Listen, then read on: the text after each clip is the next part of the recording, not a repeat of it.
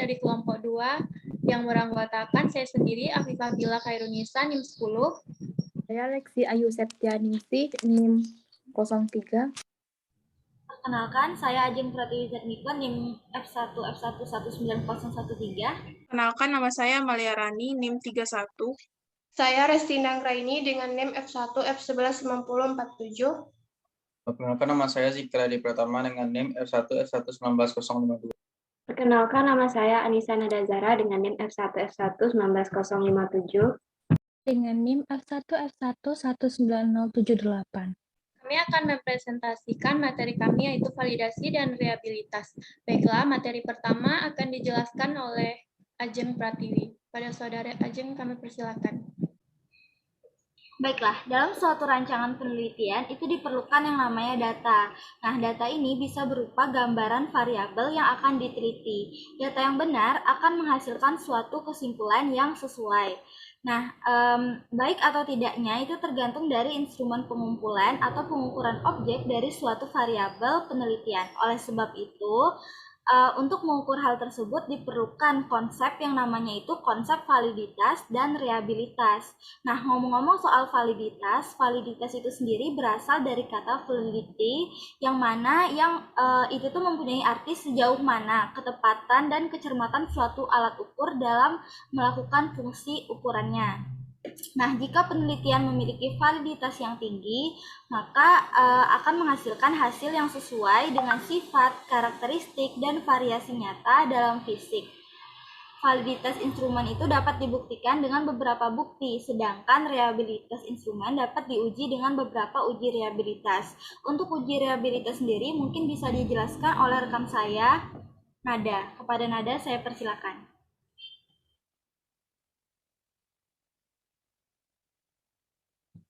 Baik, terima kasih kepada Ajeng. Selanjutnya saya akan menjelaskan dulu terkait topik validitas dan reliabilitas. Jadi, kalau kita berbicara tentang validitas, itu akan membahas sejauh mana parameter pengukuran yang akan diukur. Sedangkan kalau misalnya kita berbicara dengan reliabilitas, berarti kita akan membahas sejauh mana sih suatu pengukuran itu dapat dipercaya.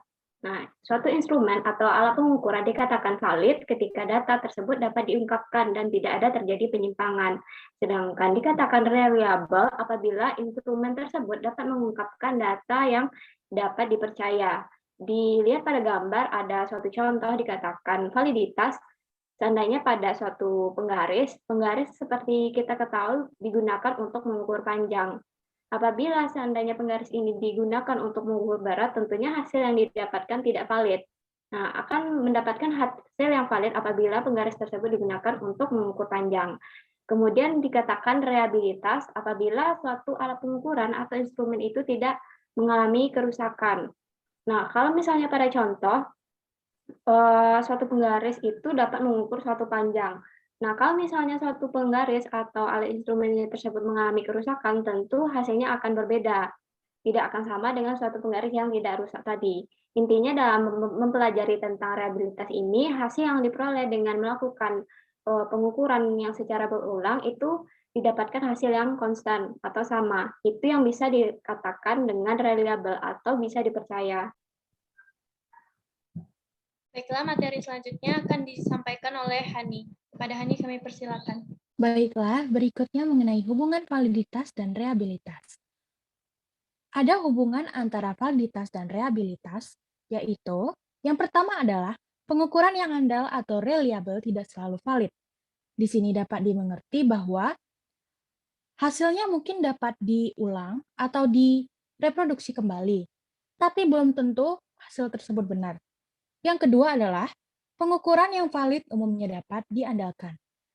Dalam hal ini, jika suatu pengujian menghasilkan hasil yang akurat, maka harus dapat direproduksi secara ulang. Bisa juga dikatakan bahwa ketika suatu ukuran memiliki reliabilitas tes ulang yang baik dan konsistensi yang internal, maka peneliti harus lebih yakin bahwa nilai yang mewakili apa yang seharusnya. Namun, harus ada lebih dari itu, karena suatu ukuran bisa sangat andal, tetapi tidak memiliki validitas sama sekali.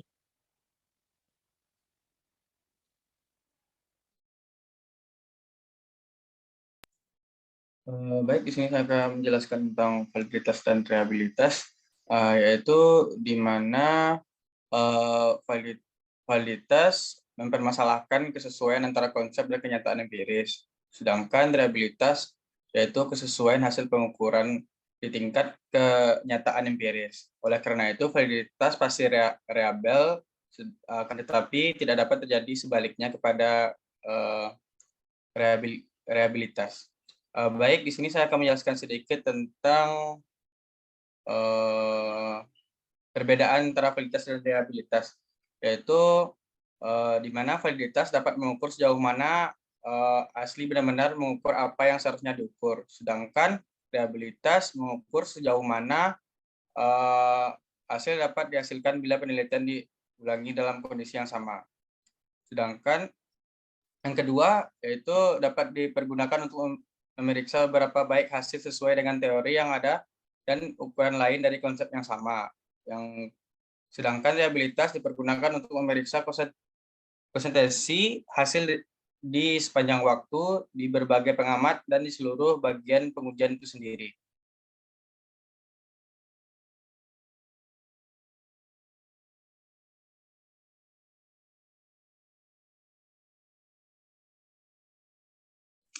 Baiklah, saya akan menyebutkan contoh dari validitas dan reabilitas. Itu untuk contoh yang pertama, kita mengukur suhu sampel cairan beberapa kali dalam kondisi yang sama. Termometer menampilkan suhu yang sama setiap saat, sehingga hasilnya reliable. Jika termometer menunjukkan suhu yang berbeda setiap kali, meskipun kita telah mengontrol kondisi dengan cermat untuk memastikan suhu sampel tetap sama, termometer mungkin tidak berfungsi, dan oleh karena itu, pengukurannya tidak valid. Termometer yang kita gunakan untuk menguji sampel ini memberikan hasil yang reliable. Namun, termometer belum terkalibrasi dengan benar, sehingga hasilnya 2 derajat lebih rendah dari nilai sebenarnya. Oleh karena itu, pengukuran tersebut tidak valid. Untuk contoh yang kedua, yaitu ada seorang dokter yang menggunakan kuesioner gejala untuk mendiagnosis pasien dengan kondisi medis jangka panjang. Beberapa dari dokter yang berbeda menggunakan kuesioner yang sama dengan pasien yang sama, tetapi memberikan diagnosa yang berbeda. Hal ini menunjukkan bahwa kuesioner ini memiliki reabilitas yang rendah sebagai tolak ukur kondisi tersebut. Jika kuesioner gejala menghasilkan diagnosis yang andal ketika dijawab pada waktu yang berbeda dan dengan dokter yang berbeda, maka ini akan menunjukkan bahwa kuesioner ini memiliki validitas yang tinggi sebagai tolak ukur kondisi medis.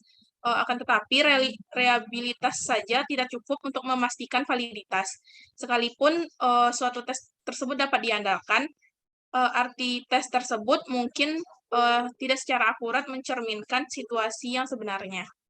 Baiklah, untuk contoh validitas dan reliabilitas yang ketiga yaitu sekelompok peserta mengikuti tes yang dirancang untuk mengukur memori kerja. Hasilnya dapat diandalkan, tetapi skor peserta berkorelasi kuat dengan tingkat pemahaman bacaan mereka. Ini menunjukkan bahwa metode tersebut mungkin memiliki validitas rendah. Tes tersebut mungkin mengukur pemahaman bacaan peserta daripada memori kerja mereka. Validitas memang lebih sulit untuk dinilai daripada reliabilitas, tetapi bahkan lebih penting. Untuk memperoleh hasil yang berguna, metode yang kita gunakan untuk mengumpulkan data harus valid. Penelitian harus mengukur apa yang diklaim untuk diukur. Penjelasan ini memastikan bahwa diskusi kita tentang data dan kesimpulan yang kita tarik juga valid. Demikian pemaparan materi dari kelompok kami. Maaf jika terdapat kesalahan. Saya tutup. Wassalamualaikum warahmatullahi wabarakatuh.